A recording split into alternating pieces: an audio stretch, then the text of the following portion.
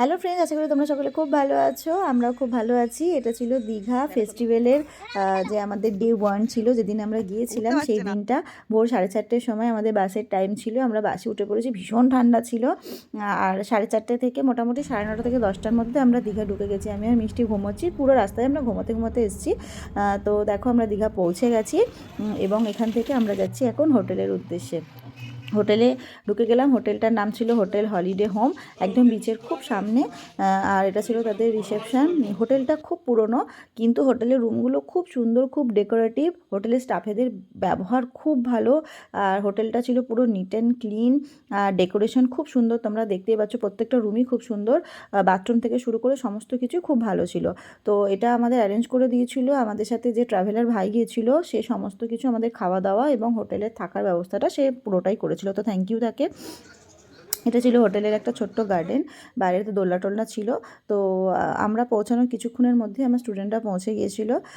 তো এছাড়াও আমাদের সকালবেলা জানো তো খিদে পেয়ে গিয়েছিল বলে ট্রাভেলার ভাইরা রান্না করার আগেই আমরা সামনে একটা রেস্টুরেন্টে গিয়ে ধোসা, চিকেন কাটলেট আর আলু পরাঠা খেয়ে নিয়ে দেখো বা গোপালকে নিয়ে আমরা বিচে চলে এসেছি।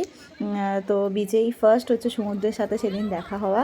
মিষ্টি আর আমি হেঁটে যাচ্ছিলাম, তো ওরা সবাই জলে নেমেছিল আর আমি বসে কামরাঙা মাখা খাচ্ছিলাম রোদে। তো জল খুব ঠান্ডা ছিল, বেশিক্ষণ বাচ্চাদের থাকতে দেওয়া হয়নি। ওরা চলে এলো এবং মিষ্টিকে একটুখানি ডাব খাইয়ে হোটেলে নিয়ে আসে। হোটেলে এসেও ওরা শান্ত হয়নি, ওরা একটুখানি সুইমিং পুলে নামলো। খুব জল ঠান্ডা ছিল, বাচ্চাদের নামতে দেওয়া হচ্ছিল না। তো তাও ওরা নামলো। তারপরে উঠে এসে আমরা লাঞ্চ করি। লাঞ্চে ছিল ভাত, ডাল, পটল চিংড়ি, মাটন কষা আর চাটনি পাঁপড়। দেখো সকলে মিলে লাঞ্চ সেরে নেওয়া হলো। রান্নাও খুব টেস্টফুল ছিল, খুব সুন্দর রান্না হয়েছিল। খাওয়া দাওয়া শেষ করে একটুখানি দুপুরে সব বাচ্চারা ঘুমিয়ে নিল এবং সন্ধ্যেবেলা আমরা বেরিয়ে পড়েছিলাম ঢেউসাগর। তোমরা যারা দীঘা গেছো তোমরা জানো ঢেউসাগর খুব সুন্দর। এখানে পুরো একটা দিনই আরামসে কাটিয়ে নেওয়া যায়। খুব সুন্দর ডেকোরেশন, খুব সুন্দর সাজানো গোছানো।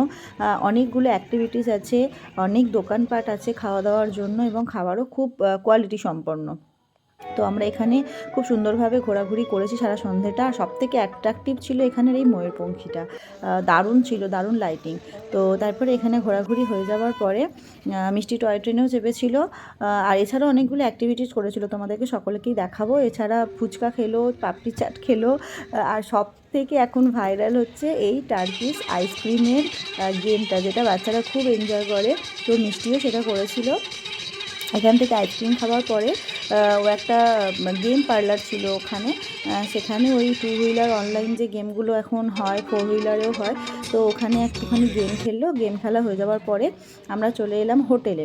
হোটেলে চলে আসার সাথে সাথেই আমার একটা স্টুডেন্টের সেদিনকে বার্থডে ছিল। এসে দেখি সমস্ত কেক টেক নিয়ে ডেকোরেশন করে ওরা রেডি। তো ওর বার্থডে সেলিব্রেশন হলো। তারপরে আমরা ডিনার করলাম। ডিনারে ছিল ভাত, ডাল, আলু পোস্ত আর ডিমের কারি। তো এই করে সেদিনের রাত্রিটা আমাদের কাটলো এবং পরের দিন আমাদের প্রোগ্রাম। সেই ব্লগটা খুব তাড়াতাড়ি আনবো। তোমরা সকলে খুব ভালো থেকো, টাটা।